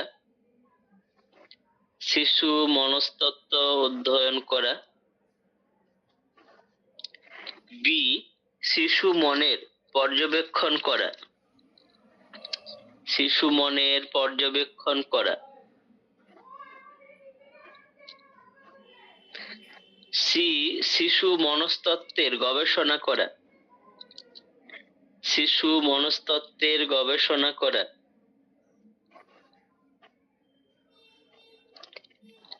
ডি নিজস্ব বাল্য স্মৃতি রোমন্থন করা, নিজস্ব বাল্য স্মৃতি রোমন্থন করা।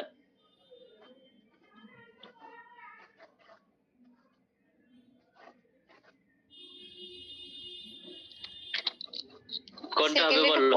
পর্যবেক্ষণটা হবে। সুমনের পর্যবেক্ষণ করা। পর্যবেক্ষণ। আর কিছু আসছে? সহজতম উপায় যেহেতু বলেছে, হ্যাঁ। বাল্য স্মৃতি রোমন্থনে।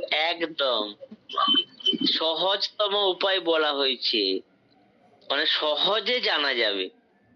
শিশু মনস্তত্ত্বের বিষয়গুলো তার সহজে জানা যাবে না, অনেক পড়াশোনা করতে হবে। কোশ্চেনে ভাষায় দেওয়া আছে, দেখো, একজন শিশুর শিশু মনকে জানার সহজতম উপায়, সব থেকে সহজ উপায় হচ্ছে ওই সময় আমরা কেমন ছিলাম, ওই সময় আমরা কি করতাম, এটা যদি আমরা স্মরণ করি তাহলে বাচ্চাদেরকে বুঝতে আমাদের সুবিধা হবে। একটা বাচ্চা বারবার বলছে পড়াশোনা করতে চাইছে না, আমার পড়াশোনা ভালো লাগছে না, সে সবসময় খেলাধুলা করতে চাইছে। এবার বড়দের মনে হয় সব সময় খেলাধুলা করছে, পড়াশোনা করছে না কেন? তখন আমরা ভেবে দেখো, ওদের বয়সে আমরা কি সারাক্ষণ বই নিয়ে বসে থাকতাম? না, আমরাও খেলাধুলাই বেশি করতাম। তাহলে ওদেরকে বুঝতে সুবিধা হবে।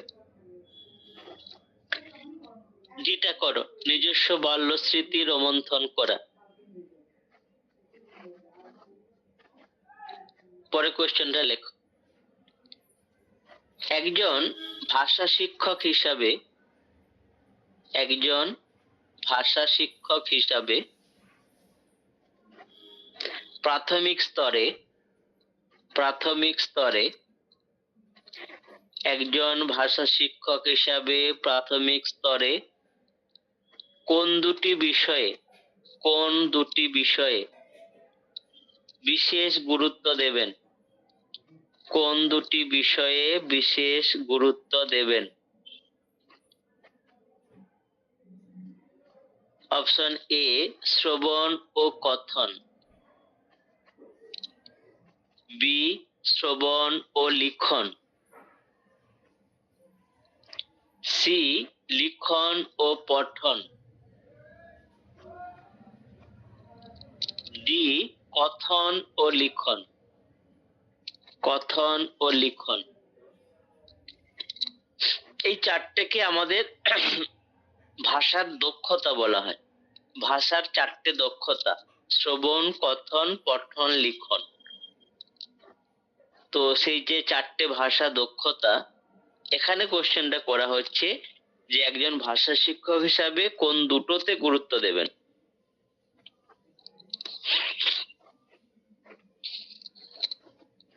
কথন আর লিখন।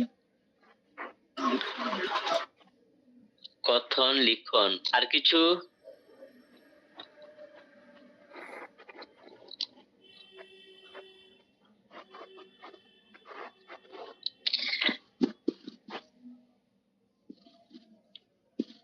দেখো, লজিকটা হচ্ছে স্যার 2 নম্বরেরটা শ্রবণ এবং লিখন। শ্রবণ, লিখন। আচ্ছা, একটু লজিকটা বলি। আমাদের চারটেই প্রয়োজন, কারণ চারটে না হলে তো ভাষা শিক্ষাটা সম্পূর্ণই হবে না। চারটেই প্রয়োজন।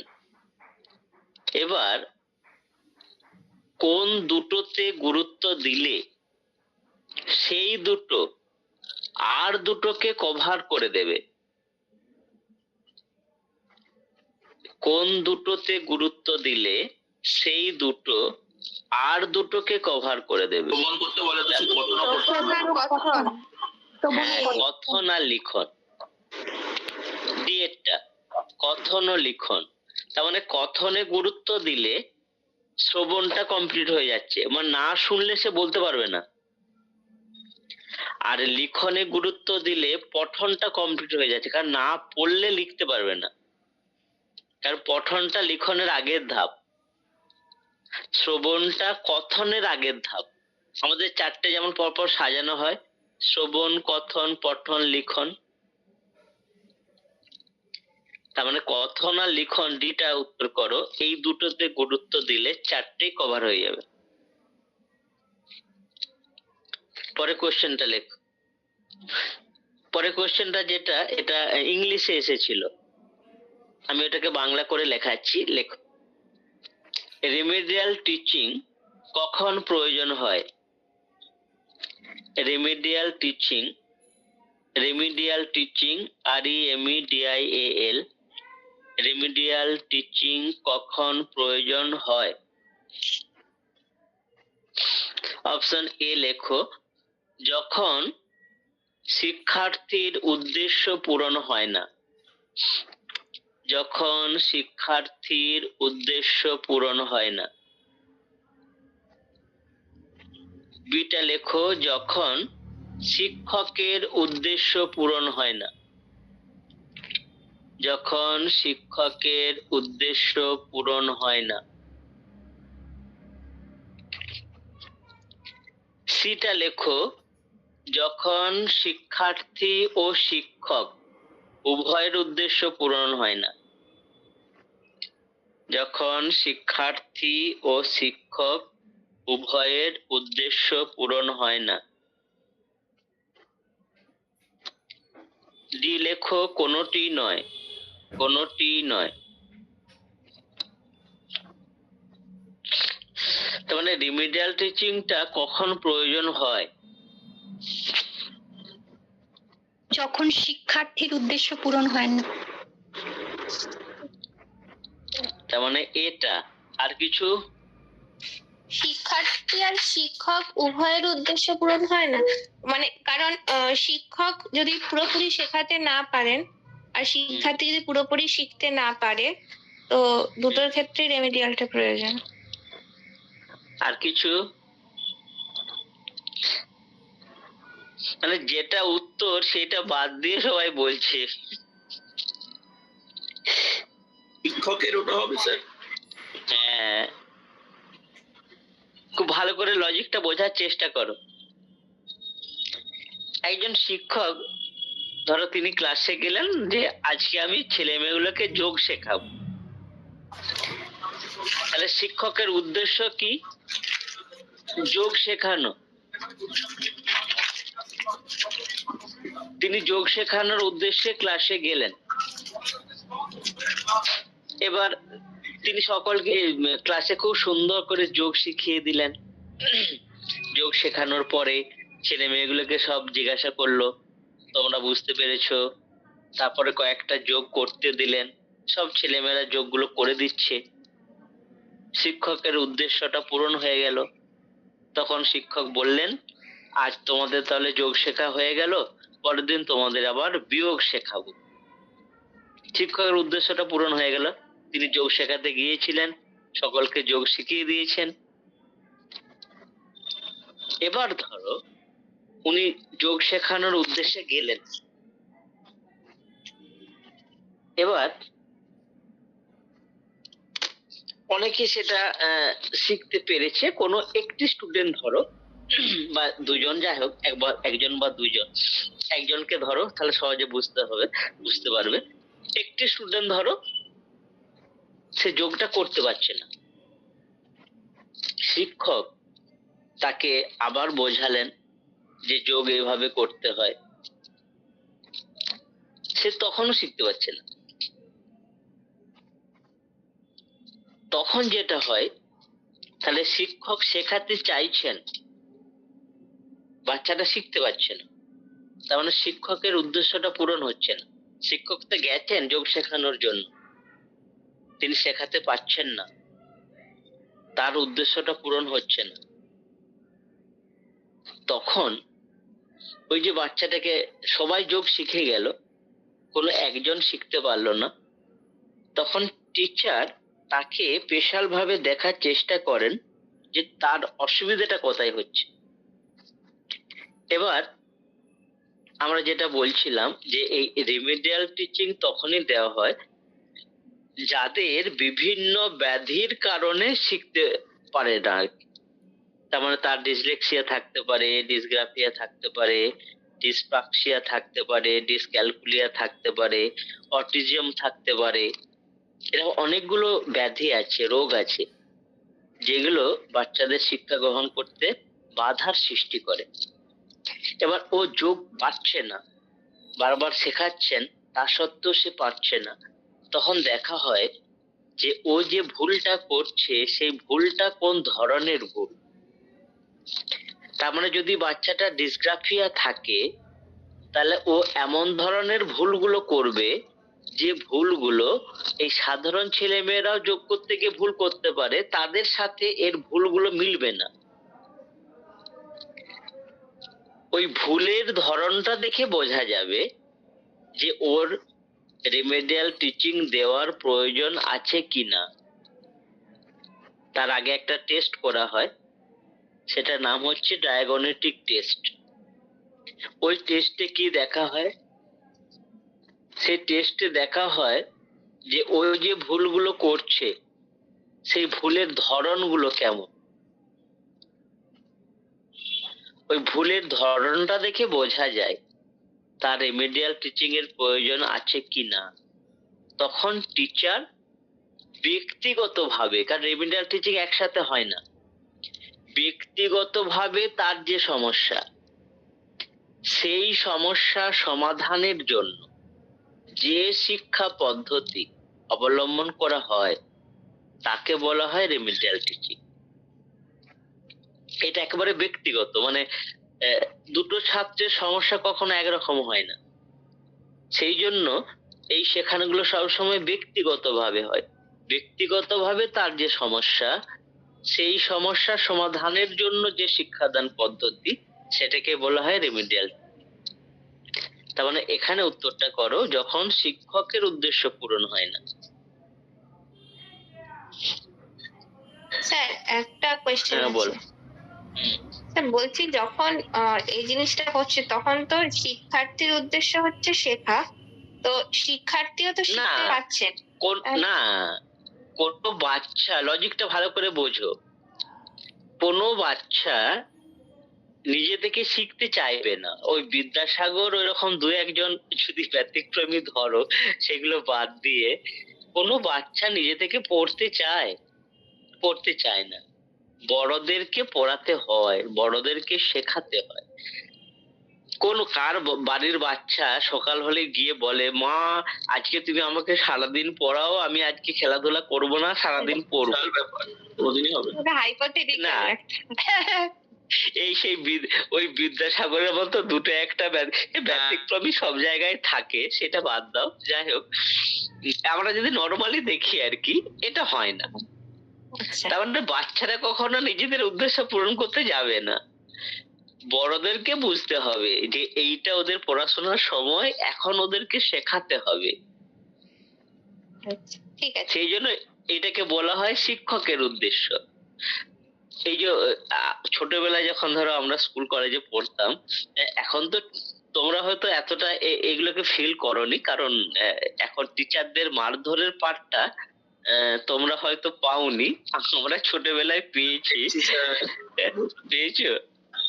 তো সে মার মানে মানে একজন, আমরা ধরো 70 জন 72 জন করে ক্লাসে বসে থাকতাম, একজনকে যখন মারতো বাকিরা ভয়ে সিটিয়ে থাকতাম আর কি। সে একদম স্যারেদেরকে যেন জমের মতো ভয় করতাম। সে মার মানে তার কোনো মানে ক্ষমা নেই আর কি, ক্ষমাহীন মার। তো সেই বিষয়গুলো এখন তো নেই, এখন অনেকটা বিষয়গুলো স্বাভাবিক হয়ে গেছে। টিচারদের এই জায়গাগুলো তো একেবারেই কমে গেছে। মার তো দূরের কথা, এখন বকাবকিও করাগুলো স্যারেরা বন্ধ করে দিয়েছেন অ্যাকচুয়ালি। তো এই যে আমাদের তখন মনে হতো যে আমরা যদি পড়াশোনা না করি, আমরা যদি ফেল করি, স্যারেদের কি? আমরা ফেল করলে আমাদের বাবা মা বুঝবে, স্যারেরা কেন মারবে? আমাদের তখন বন্ধুদের এগুলো আলোচনা হতো আর কি। আমরা যদি ফেল করি, আমরা যদি বড় হয়ে কিছু করতে না পারি, তো আমাদের তো বাবা মা আছে, তারা তো বুঝবে। স্যারেদের কি? তারা মারছে কেন আমাদেরকে? আমরা কি ওদের বাড়ির ছেলে? আসলে এই যে স্যারেরা কেন মারধর করতেন, এটা বোঝার জন্য আমাদের অনেকটা বড় হতে হয়েছে, তারপর বোঝা গেছে যে স্যারেরা কেন মারধর করতেন। মানে একজন স্যার চেষ্টা করছেন শেখানোর জন্য, তিনি চেষ্টা করছেন ছেলে মেয়েগুলোকে মানুষ করার জন্য, তিনি চেষ্টা করছেন এদিকে ভালো করে শিখিয়ে পড়িয়ে, কাউকে যদি ডাক্তার তৈরি করা যায়, কাউকে যদি ইঞ্জিনিয়ার তৈরি করা যায়, কাউকে যদি শিক্ষক তৈরি করা যায়, এগুলো তাদের মনে হতো। যে এদেরকে একটু ভালো করে শিখিয়ে পড়িয়ে যদি এক একটা ছেলেকে এক একটা জায়গায় আমরা প্রতিষ্ঠিত করতে পারি, আমাদের ভালো লাগবে। আমরা পরে বলতে পারবো যে আমাদের ছাত্ররা ডাক্তার হয়েছে, আমাদের ছাত্ররা ইঞ্জিনিয়ার হয়েছে। এটা আমাদের গর্ব যে এরা এরা আমাদের ছাত্র ছিল। এই শিক্ষকের উদ্দেশ্যটা পূরণ হতো না বলে এরা মারধর করতেন। দেখো এবার লজিক গুলো কেমন খুব সহজে মিলে যাবে। নাহলে সত্যি তো শিক্ষকদের মারধর করার কি দরকার ছিল? তারা এসে ক্লাসে পড়াচ্ছেন, চলে যাচ্ছেন, মাস গেলে টাকা পাবেন, তাদের মারধর করার তো কোনো দরকার নেই। তাও মারতেন এই কারণে যে তাদের উদ্দেশ্য ছিল এরা মানুষ হোক, এরা বড় হোক, এরা এক একটা জায়গায় প্রতিষ্ঠিত হোক। ওই উদ্দেশ্যটা পূরণ হতো না বলেই মারধর করতেন। তার মানে উদ্দেশ্যগুলো সবসময় শিক্ষকের। পরে কোশ্চেনটা লেখো। একজন নতুন শিক্ষকের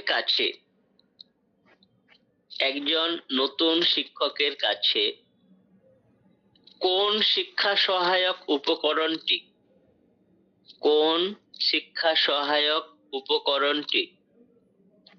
সবচেয়ে গুরুত্বপূর্ণ? একজন নতুন শিক্ষকের কাছে কোন শিক্ষা সহায়ক উপকরণটি সবচেয়ে গুরুত্বপূর্ণ? অপশন এ করো ব্ল্যাকবোর্ড,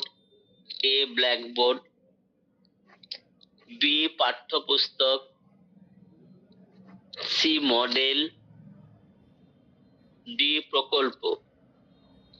ব্ল্যাকবোর্ড, পাঠ্যপুস্তক, মডেল, প্রকল্প। কোশ্চেনের ভাষাটা ভালো করে পড়ো, তাহলে দেখবে উত্তরটা ম্যাচ করাতে পারবে।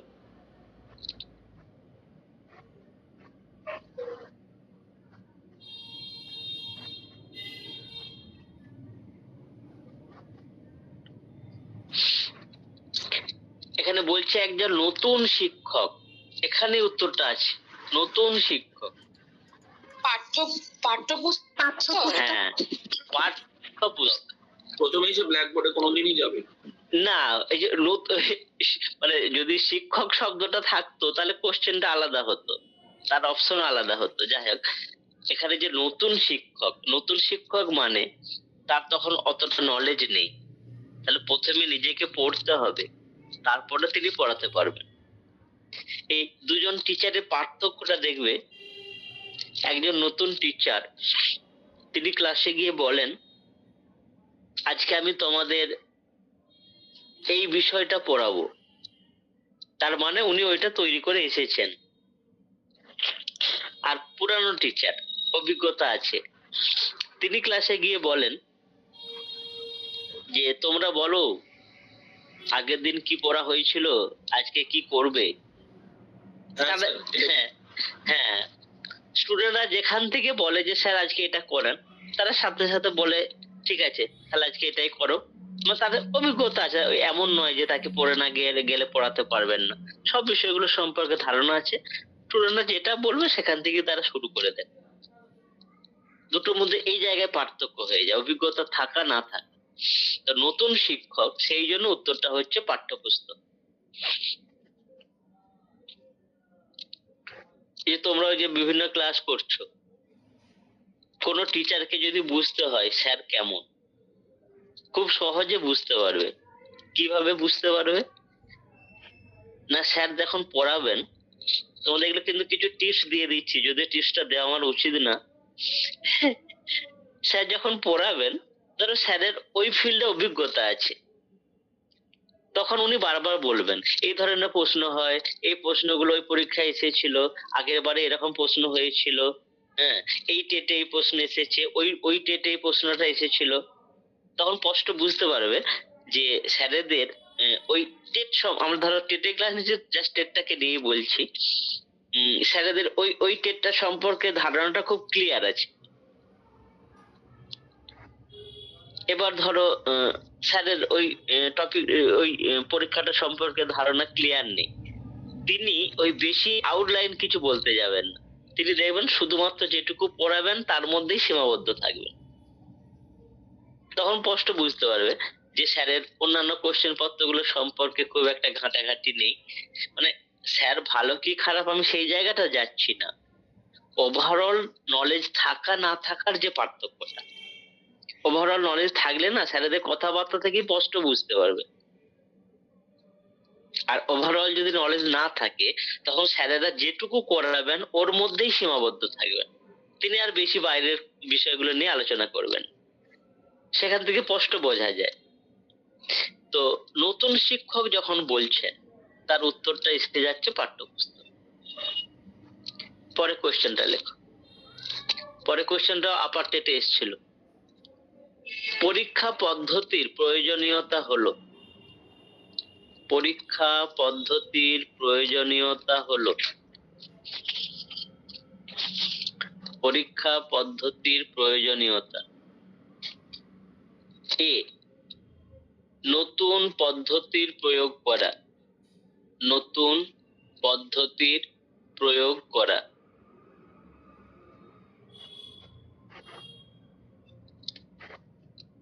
বিটা লেখো, শিক্ষার্থীদের অগ্রগতির পরিমাপ করা, শিক্ষার্থীদের অগ্রগতির পরিমাপ করা।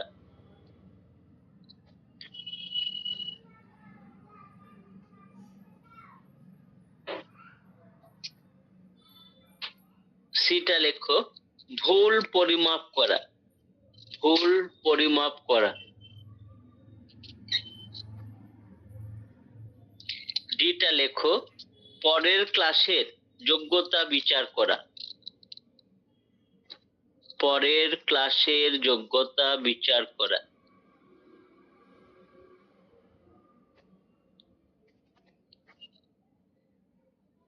বলো এটা কোনটা হবে?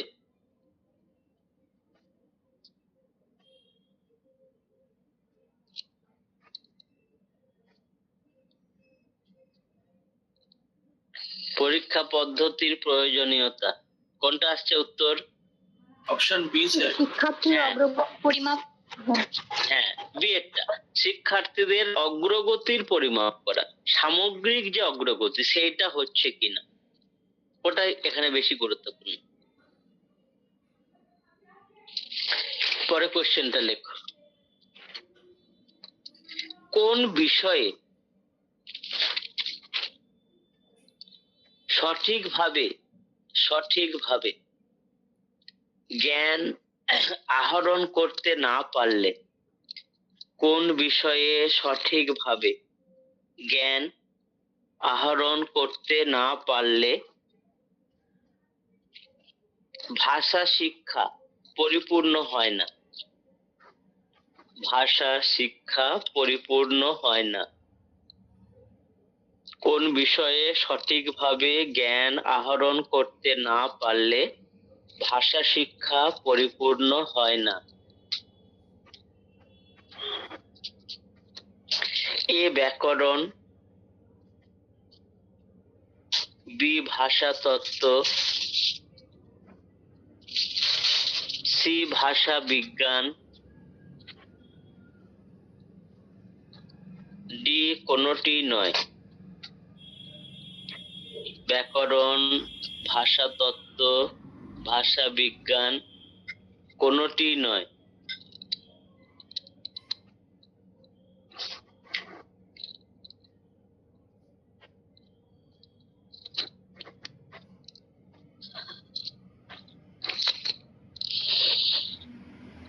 এটা কোনটা হবে বলো?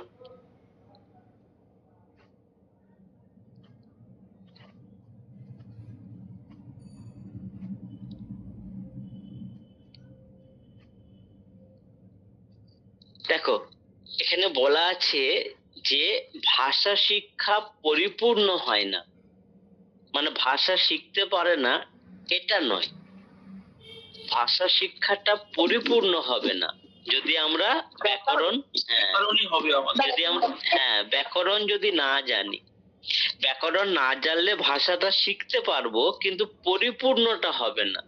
ওই যেটা আমরা আগে বলছিলাম না আমাদের ভাষার মধ্যে অনেক ভুল থাকে, আমরা ব্যাকরণ শিখলে তবে সেই ভুলের জায়গাগুলো বুঝতে পারবো। ইংলিশে যেমন এরর কারেকশন দেয় না, এরর কারেকশন করতে গেলে তো আমাদের ব্যাকরণের নলেজ থাকতে হবে, গ্রামারের নলেজ না থাকলে যেমন এরর কারেকশন গুলো ধরতে পারা যাবে না, তাহলে ওই জায়গাটা এসছে ব্যাকরণ।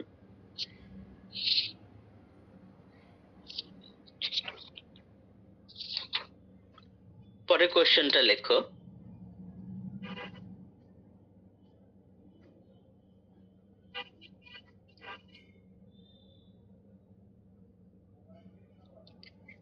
প্রাথমিক স্তরে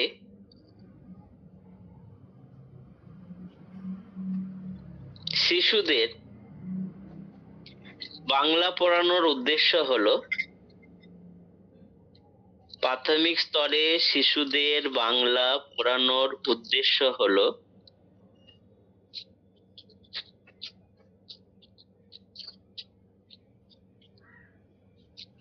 এ ভাষা ও সাহিত্যে দক্ষতা অর্জন করা, ভাষা ও সাহিত্যে দক্ষতা অর্জন করা। বি ভাষা শিক্ষার সমস্যা দূর করা, ভাষা শিক্ষার সমস্যা দূর করা। সি ব্যাকরণের নিয়ম কানুন শেখানো, ব্যাকরণের নিয়ম কানুন শেখানো।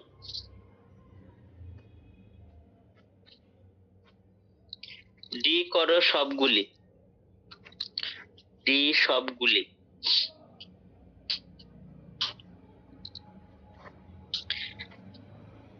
প্রাথমিক স্তরে শিশুদের বাংলা পড়ানো হচ্ছে, তার উদ্দেশ্য কোনটা? ভাষা শিক্ষার সমস্যা দূর করা। ভাষা শিক্ষার সমস্যা দূর করা। ওই সময় এটাকেই গুরুত্ব দেওয়া হয়, ভাষা শিক্ষার সমস্যাটা। কারণ তো স্যার তখন অনেক পরে, আগে ঠিকঠাক বলতে পারছি না। হ্যাঁ হ্যাঁ একদম। আর একটা লেখো, এই কোয়েশ্চেনটা একবার এসেছিল।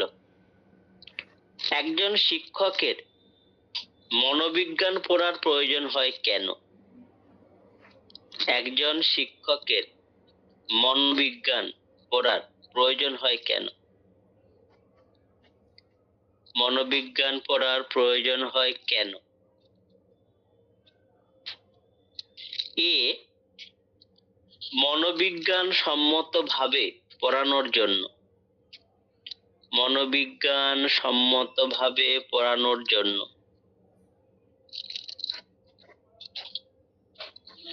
বি শিক্ষার্থীদের মানসিক বৈশিষ্ট্য জানার জন্য, শিক্ষার্থীদের মানসিক বৈশিষ্ট্য জানার জন্য।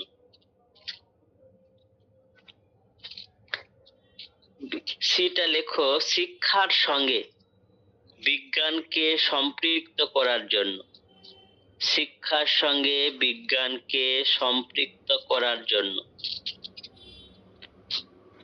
ডি করো সবগুলি, ডি সবগুলি। এটা খুব একটা মডেল কোশ্চেন। শিক্ষার্থী মানসিক বৈশিষ্ট্য জানার জন্য। না না, এখন পড়ানোর পদ্ধতি কোন, এখন কোন পদ্ধতিটা ফলো করা হয়? মানে রিয়েলিস্টিক এক্সাম্পল দিয়ে শিক্ষার সঙ্গে বিজ্ঞানকে সম্পৃক্ত। বিজ্ঞান সম্পর্ক। না, মানে ফার্স্ট অপশনটা কি ছিল স্যার? মনোবিজ্ঞান সম্মতভাবে পড়ানোর জন্য, মনোবিজ্ঞান সম্মতভাবে পড়ানোর জন্য। এটা উত্তর হবে। এখন সমস্ত পড়ানোর পদ্ধতিটাই এই মনোবৈজ্ঞানিক পদ্ধতি। এখন সবকিছু মনোবৈজ্ঞানিক বিশ্লেষণের মাধ্যমে পড়ানো হয়, সেই জন্য টিচারদেরকে মনোবিজ্ঞানটা পড়তে হয়। এটা উত্তর করো, মনোবিজ্ঞান সম্মতভাবে পড়ানোর জন্য। পেডাগজি একটু একটু বোঝা যাচ্ছে। এদের যে টপিক গুলো আছে, আমাদের টপিক গুলোকে আলোচনা করে দিলে তখন এই উত্তরগুলো অনেকটা সহজ হয়ে যাবে।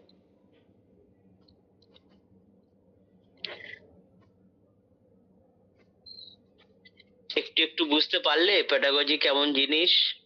হ্যাঁ একটু ট্রিকি স্যার। এবারে ওই আমাদের টপিক গুলো একটু আলোচনা করে দিলে তখন দেখবে এই উত্তরগুলো অনেকটা লজিক গুলো বোঝে। আমরা ধরো রিমিডিয়াল টিচিং এর টপিকটা যখন পুরোটা পড়ে নেব, তখন ওই রিমিডিয়াল টিচিং সংক্রান্ত সমস্ত উত্তরগুলো আমাদের কাছে অনেকটা সহজ হয়ে যাবে। টপিক গুলোকে আমাদের ধারণাগুলো পরিষ্কার করতে হবে, তাহলেই এই জায়গাগুলো অনেকটা আমরা করতে পারবো। এতে সব আলাদা আলাদা টপিক আছে, তো টপিক গুলো শিখলেই তখন এই উত্তরগুলো অনেকটা সহজ হয়ে যাবে। ওগুলো করিয়ে দেবো, টপিক গুলো করিয়ে দিলেই জায়গাগুলো দেখবে অনেকটা তখন তৈরি হয়ে যাবে। ঠিক আছে, সব চলো আজকে সব রাখলাম, ভালো করে সব পড়াশোনা করো, আর বন্ধু বান্ধবদেরকে একটু বলে গ্রুপটাকে ঠিকঠাক করে তৈরি করো, যাতে স্যার তোমাদের পুরো সাপোর্ট দিতে পারেন। তোমরা একটু স্যারকে হেল্প করবেন, সবে মিলে যেন একটা গ্রুপ তৈরি হয়। ঠিক আছে সব? ঠিক আছে, হ্যাঁ স্যার। Good night. হ্যাঁ বাবা, গুড নাইট।